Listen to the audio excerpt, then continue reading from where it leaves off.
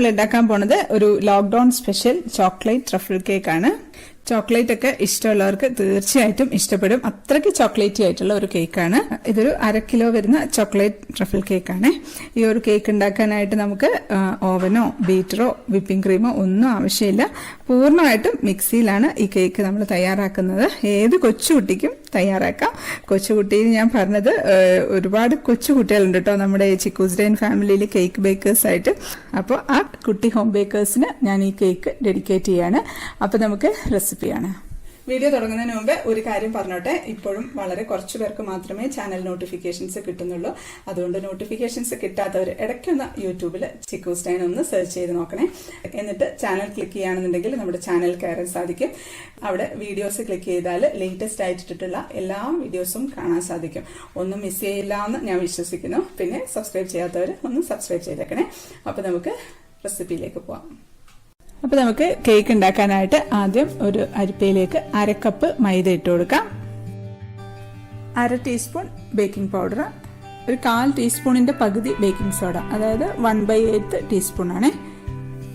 ഇനി ഇതിലേക്ക് നമുക്ക് ഒരു 2 ടേബിൾ സ്പൂൺ കൊക്കോ പൗഡർ ആണ് ഇട്ട് കൊടുക്കുന്നത്. കൊക്കോ പൗഡർ ഇല്ലാന്നുണ്ടെങ്കിൽ നമ്മൾ ഡയറി മിൽക്ക് ഇല്ലേ, ഡയറി മിൽക്ക് ഇതുപോലെ 2 ടേബിൾ സ്പൂൺ ഗ്രേറ്റ് ചെയ്തത് എടുത്തിട്ട് നല്ല ചൂട് പാലിലിട്ടിട്ട് നന്നായിട്ട് മിക്സ് ആക്കിയിട്ട് തണുത്തതിന് ശേഷം ബാറ്ററിലേക്ക് ഒഴിച്ചു കൊടുത്താൽ മതി.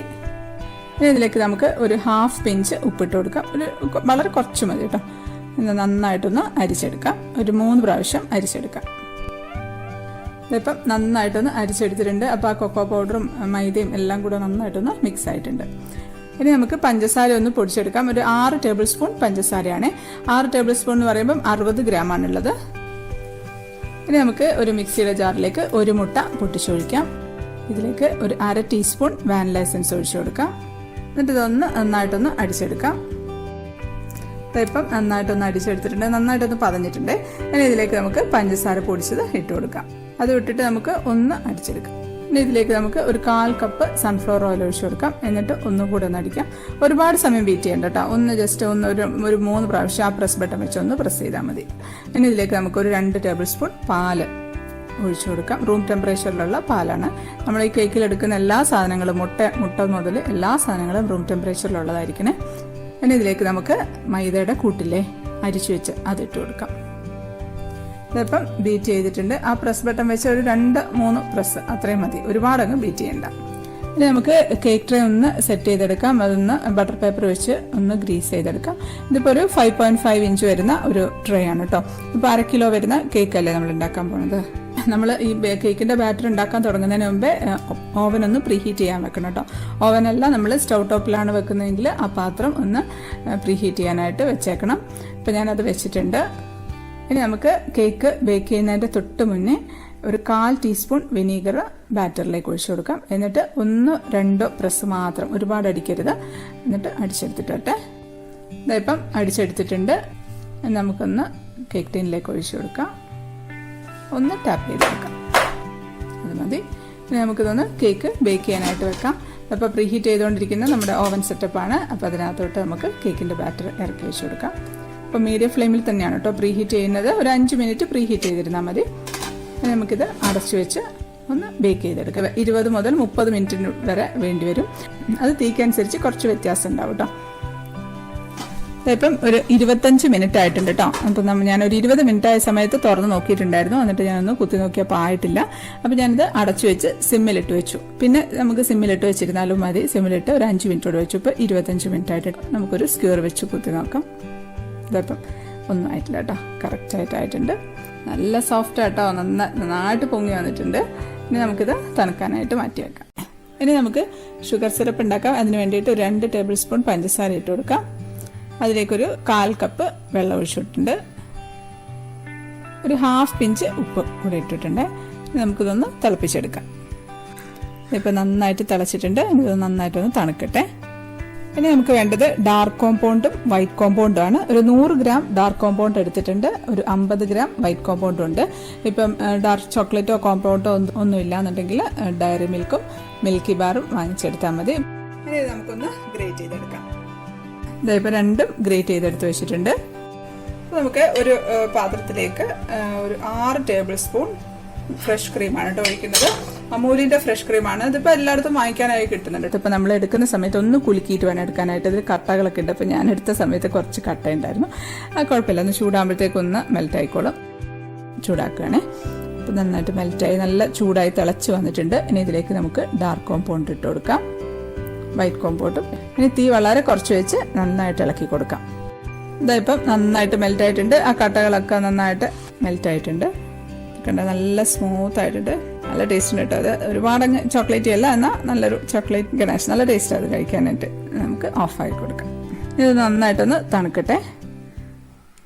ഇപ്പോൾ കേക്ക് നന്നായിട്ട് തണുത്തിട്ടുണ്ട്. നമുക്കൊന്ന് ഡീമോൾഡ് ചെയ്തെടുക്കാം. സൈഡിൽ ബട്ടർ പേപ്പർ വെച്ചിട്ടുണ്ടെങ്കിൽ നമുക്ക് എടുക്കാൻ കുറച്ചും കൂടി എളുപ്പമായിരിക്കും. അപ്പം ഞാൻ വെച്ചിട്ടില്ല. ഒന്ന് ഡീമോൾഡ് ചെയ്തെടുക്കട്ടെ. കറക്റ്റായിട്ട് നല്ല ഹൈറ്റ് വെച്ച് നല്ല കേക്കാണ്. നല്ല സ്പോഞ്ചി ആയിട്ടുള്ള കേക്ക് തന്നെയാണ് കേട്ടോ. നമ്മളിത് കണ്ടാലൊന്നും പറയുന്നില്ല, മിക്സിയിലാണ് അടിച്ചതെന്ന്. ഒരുപാട് പേരുണ്ട് ബീറ്റർ ഇല്ല അതുകൊണ്ട് കേക്ക് ഉണ്ടാക്കാൻ പറ്റുന്നില്ല എന്ന് പറയുന്നത്. അതുകൊണ്ടൊന്നും അവരൊന്നും വിഷമിക്കേണ്ട. കണ്ടാൽ പറയുമോ മിക്സിയിൽ അടിച്ചാന്ന്. നമുക്കിതൊന്ന് കട്ട് ചെയ്തെടുക്കാം. എല്ലാ കേക്കും കട്ട് ചെയ്യുന്ന പോലെ തന്നെ നമ്മൾ കത്തി വെച്ചൊന്ന് മാർക്ക് ചെയ്ത് ഒരു ട്വൈൻ വെച്ച് ഒന്ന് കട്ട് ചെയ്തെടുക്കാം. ഇപ്പം കട്ട് ചെയ്തിട്ടുണ്ട്. ഫസ്റ്റ് ലെയർ നമുക്കതങ്ങെടുത്ത് മാറ്റി വെക്കാം. രണ്ടാമത്തെ ലെയറും മാറ്റി വെക്കുകയാണ്. എടുത്ത് വെക്കുമ്പോൾ മനസ്സിലാവുന്നില്ലേ ഇത്രയ്ക്ക് സോഫ്റ്റാണ് കേക്കെന്ന്. ഇതായിപ്പം നമ്മുടെ ഷുഗർ സിറപ്പൊക്കെ നന്നായിട്ട് തണുത്തിട്ടുണ്ട്. നമുക്ക് ഈ ഷുഗർ സിറപ്പ് 2 ലെയറിലേക്കും ഒഴിച്ചു കൊടുക്കാം. ഇനി നമുക്ക് കേക്ക് ഒന്ന് സെറ്റ് ചെയ്യാം. ബോർഡ് എടുത്ത് വെച്ചിട്ടുണ്ട്. അതിൻ്റെ മേലേക്ക് നമുക്ക് ഫസ്റ്റ് ലെയർ വെച്ച് കൊടുക്കാം. എന്നിട്ട് അതിൻ്റെ മുകളിലേക്കും നമുക്ക് ഈ ഷുഗർ സിറപ്പ് ഒഴിച്ചു കൊടുക്കാം. നമ്മൾ ഈ എടുത്ത ഷുഗർ സിറപ്പ് മുഴുവൻ ഒഴിക്കണം കേട്ടോ. കാരണം നമ്മുടെ കേക്ക് എന്ന് പറയുന്നത് നല്ല ജ്യൂസി ആയിട്ടുള്ള കേക്കാണ്. അപ്പോൾ അതുകൊണ്ട് നമ്മൾ എടുത്തിരിക്കുന്ന മൊത്തം അതിൽ ഒഴിച്ചു കൊടുക്കണം. ചോക്ലേറ്റ് കണ്ടോ, അത് കണ്ടോ, ഇതിപ്പോൾ നന്നായിട്ട് തണുത്തിട്ടുണ്ട്. ഇനി നമുക്കിത് കേക്കിൻ്റെ മുകളിലേക്ക് ഒഴിച്ചു കൊടുക്കാം. അതുകൊണ്ട് ഈ ഒരു കൺസിസ്റ്റൻസി ഒക്കെയാണ് ആയിട്ടുള്ളത്. ഒരുപാട് അങ്ങ് തിക്കായിട്ടില്ല. കുറച്ച് നന്നായിട്ട് തണുത്ത് കഴിഞ്ഞിട്ട് ഒഴിച്ചു കൊടുത്താൽ മതി. ഇനി അതിൻ്റെ മുകളിലേക്ക് നമുക്ക് ചോക്ലേറ്റ് വെച്ച് ഒന്ന് തേച്ച് കൊടുക്കാം. ഇനി നമുക്ക് അടുത്ത ലെയർ വെച്ച് കൊടുക്കാം. അടുത്ത ലെയർ വെച്ച് അതിൻ്റെ മുകളിൽ ഞാൻ ഷുഗർ സിറപ്പ് ഒഴിച്ചിട്ടുണ്ടായിരുന്നേ. ഇനി അതിൻ്റെ മുകളിലേക്ക് നമുക്ക് ചോക്ലേറ്റ് തേച്ച് കൊടുക്കാം. സൈഡിലേക്കും തേച്ചിട്ട് കൊടുക്കാം. ഇപ്പം ഈ സമയത്ത് നമുക്ക് അങ്ങോട്ട് കറക്റ്റായിട്ട് ഷേപ്പ് ചെയ്തെടുക്കാൻ പറ്റില്ല കേട്ടോ. ഇനി നമുക്കത് ഫ്രീസറിലേക്ക് വെക്കാം. ഒരു അരമണിക്കൂറൊക്കെ ഫ്രീസറിലേക്ക് വെക്കുമ്പോഴത്തേക്കും നല്ല തിക്കായിട്ട് വരും കേട്ടോ. തിക്കായിട്ട് വന്നു കഴിയുമ്പോൾ നമുക്കത് ഷേപ്പ് ചെയ്തെടുക്കാനായിട്ട് പറ്റും.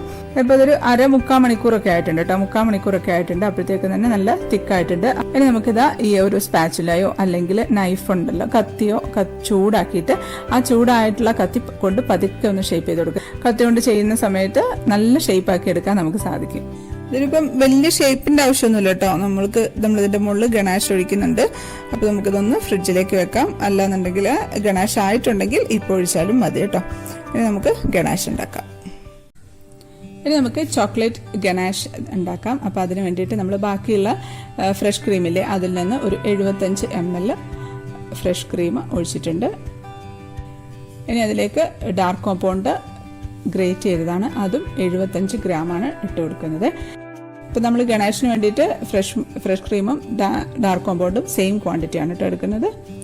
അതപ്പോൾ ക്രീം ഒന്ന് ചൂടായിട്ടുണ്ട്. നന്നായിട്ട് ചൂടാകുമ്പോഴത്തേക്ക് നമുക്ക് ചോക്ലേറ്റ് ഇട്ട് കൊടുക്കും. ചോക്ലേറ്റ് ഇട്ടതിന് ശേഷം നല്ല തീ സിമ്മിലേക്ക് വെക്കണം. സിമ്മിൽ വെച്ചിട്ട് കണ്ടിന്യൂസ് ആയിട്ട് ഇളക്കിക്കൊണ്ടിരുന്നാൽ മതി.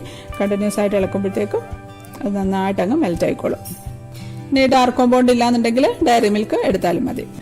ഇതുണ്ട്, ഇതിപ്പോൾ നന്നായിട്ട് മെൽറ്റ് ആയിട്ടുണ്ട്. ഇനി ഇതിലേക്ക് നമുക്ക് 1 ടീസ്പൂൺ ബട്ടർ ചേർത്ത് കൊടുക്കാം.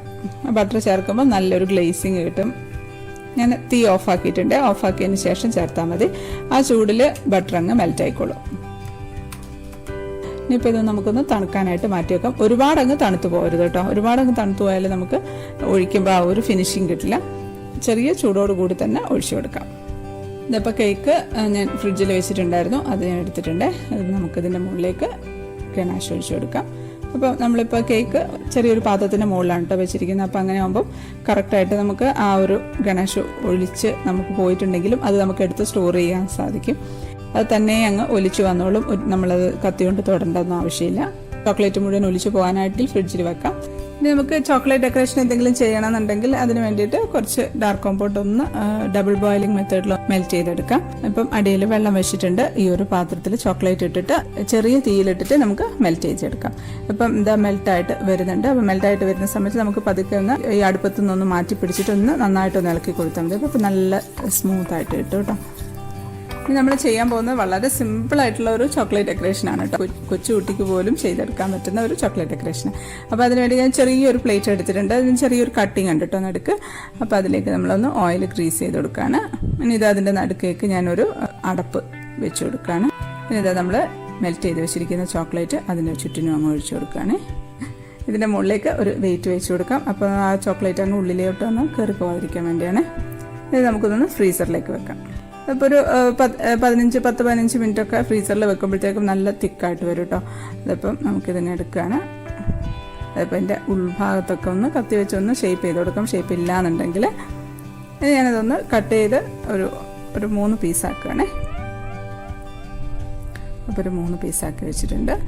ഇത് മതി. ഇനി വേണമെന്നുണ്ടെങ്കിൽ ഇതിൻ്റെ മുകളിൽ ഒരു ഗോൾഡൻ കളർ കൊണ്ടൊന്ന് എന്തെങ്കിലും ഒരു ഡിസൈൻ ചെയ്ത് കൊടുക്കാം. അപ്പോൾ ഞാനൊന്നൊരു ബ്രഷ് കൊണ്ടൊന്ന് ഡിസൈൻ ചെയ്ത് കൊടുക്കുകയാണ്.